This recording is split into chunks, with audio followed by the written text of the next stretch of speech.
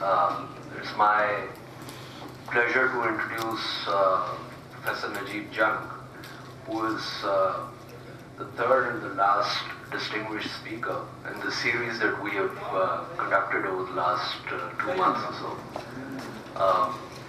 Professor Jung is currently the Vice Chancellor of the Jamia Millia Islamia University in New Delhi, and he is also the current chairman of the Core Committee of Vice Chancellors, which was set up by the Ministry of Human Resource Development in India. He is a member of various task forces dealing with education and development in India and has worked extensively in the Indian Administrative Services since 1973, so he's also a former bureaucrat. Mr. Jung has served as a senior energy specialist at the Asian Development Bank and was the Director for Energy Research at Observer Research Foundation. In addition to being a fellow at the Institute for Energy Studies at Oxford, he has also published several monographs and reports on the energy sector and is a regular contributor to national newspapers on education as well as social issues. Mr. Najeeb Jung holds an MA in History from St. Stephen's College in Delhi and an MSc in Social Policy and Planning in Developing Countries from LSE. And I believe he is also pursuing a PhD from Oxford currently. While Mr. Jung is the main speaker for this session, it's also my pleasure to introduce a very old friend of mine, Dr. Ajay Darshan Bera. Welcome, Ajay. Ajay is an associate professor at the Academy of Third World Studies, Jamia Millia Islamia, and he's also the coordinator for the Pakistan Studies program at the Academy.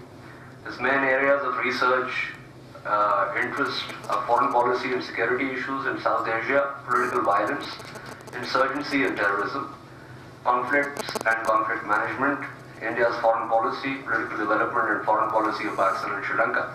And as it happens, both Ajay and I are also in a different context. Both of us were Ford Scholars at UIUC. I'm also fellows at the Brookings Institution in Washington, D.C., although unfortunately we weren't there together. I don't recall. I think Ajay probably preceded me at the Brookings, but and yes, he also preceded me at UIUC. So these are our. I also hope that Ajay will make some contribution given his own expertise in these areas. But without further ado, I would request Mr. Jung to make his speech, and which will of course be the basis for this roundtable as we proceed further. Thank you very much, sir. All the distinguished people here, I hardly have words to express how indebted I am to the Jinnah Institute for all the courtesies that you have extended and for the honor that I feel to be amongst all of you. You know, my friends Shashi Tharoor and Manishankar Iyer have been here before, and both are exceptionally respected people in terms of foreign policy. Shashi has been a very senior diplomat at the United Nations. Mani also has been a diplomat, being part of the Foreign Service and now former minister. So I just was wondering what I should speak on. I was just left wondering that they have spoken so much on Indo-Pak relations, and what should I speak of? We in India, often wonder why these two countries are antagonistic, or should be antagonistic. And I'm speaking here not as a siyasatdaan, not as a politician, but as a teacher. I live amongst 25,000 students, and a lot of us would wonder why India and Pakistan would just conceivably be antagonistic. We pay the same reverence to Data Ganj Baksh, Sheikh Bahaduddin Zakaria, Baba Farid, I'm sure you have the same respect for Khwaja Muinuddin Chishti, Khwaja Nizamuddin Auliya, Qutbuddin Bakhtiyar Kaki. So it's a huge common stream, Bulle Shah, Shah Hussain, Baris Shah.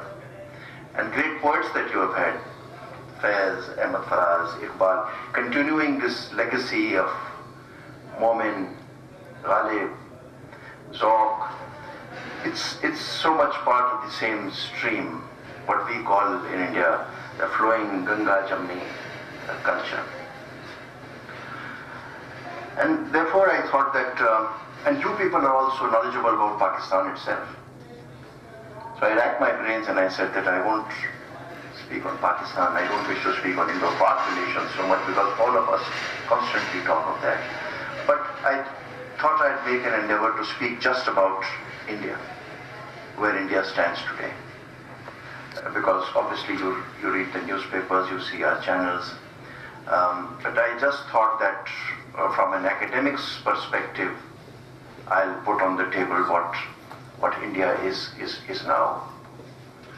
Now the global balance of power is clearly shifting, and the rise of China as well as India, and the gradual relative decline of US and Western Europe have begun to establish a new world order. India has a 4.5 trillion economy now.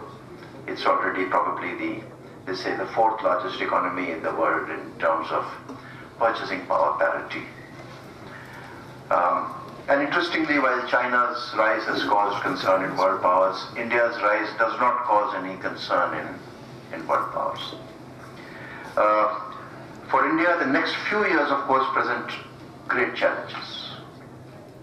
And one of the major challenges that we constantly face is how do we create opportunities for our young people?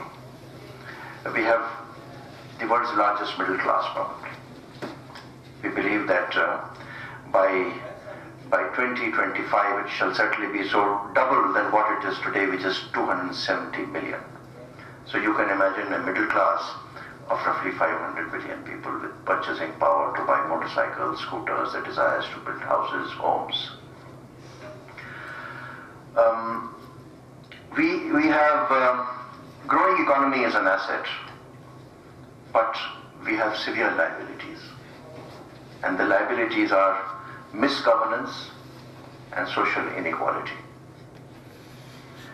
No nation can be great if half of its people live in penury. And inclusive growth must follow good governance. So if we do not have good governance, then this rise will falter. We have indeed, despite this middle class, a great schism that has come between the very rich and the very poor. So you have in Mumbai, the biggest industrialist in India building a house which in terms of height equals some 67 stories, with 4 helicopters can land. And just from his house he can see probably the world's largest slum. So there are those kinds of inequalities that cause extreme concern in a democracy. At the same time, we seek multidimensional engagement in a multipolar world. The Indian foreign policy is predicated on the belief that violent conflict between great powers in an emerging world order is almost unthinkable. And so, India will seek both active political and economic engagement with principal powers, and some kind of a strategic autonomy that can only be built if India succeeds in anchoring itself as a leader in South Asia. For this it is absolutely imperative that there is a great trust amongst India's neighbors. There seems to be some kind of a distrust amongst all neighbors vis-a-vis this big brother that is in the center, whether it is Nepal or Bangladesh or Sri Lanka and of course Pakistan. But the interesting thing is that the tone of morality underlying Indian foreign policy has today been replaced, not so much by a new pragmatism, but a realization that actions must speak for themselves. And India has to show that a developing country can grow rapidly without sacrificing either democracy or pluralism. The combination of extreme poverty, shall I say, inequalities and ethnic diversity can be challenging for the survival of the Indian democratic institutions. And so far India has balanced and to manage a transition from a colonial agrarian economy into a capitalized, globalized economy, and the country's democratic institutions have managed to hold on. Rapid economic growth over the past 2 decades has transformed India's economy from a state of low growth rate to put it as one of the emerging economies of the world, which we now call BRIC. You would remember when Jawaharlal Nehru was the Prime Minister and he believed in this building public sector institutions where government had this major role to play. And we managed a decent growth rate. It was about 3%, which we used to call the Hindu rate of growth. Now that's been completely replaced in the last 20 years. In 1991, some people say that it was the second independence of India, because 91, if you will also remember, was the year when foreign account balances in India had completely diminished. You know, some people said that we had just about 3 weeks or 4 weeks of foreign currency left to meet our imports, and then the government of India decided to open up the economy. It resulted in a huge influx of foreign money. So today, you know, from something like $2 billion, India sits on 250 or 300 billion US dollars. Foreign currency is today no more a problem. Foreigners' interests in India are no longer a problem. People wish to come to India and invest. But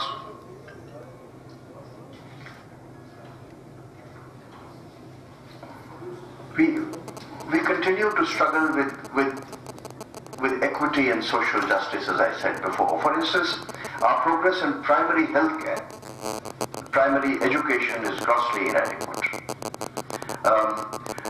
The increasing authority of the Indian state has made it more vulnerable to groups who have a different development paradigm, and you can see, you know, movements such as the Maoists emerging.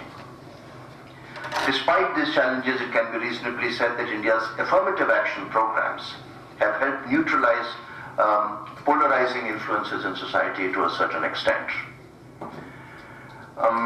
Also, this expansion of state has been viewed largely as legitimate.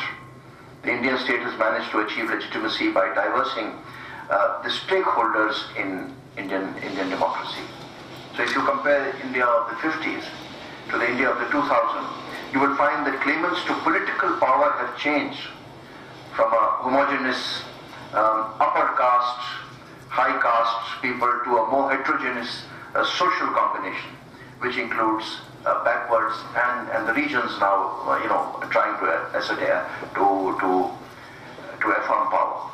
So you have, for instance, in Uttar Pradesh, this classical movement of Mulayam Singh Yadav's Samajwadi Party, which has been in government before and which is now again vying for power, or you have Mayawati leading the Dalits to power, or Nitish Kumar's experiment in Bihar and so on.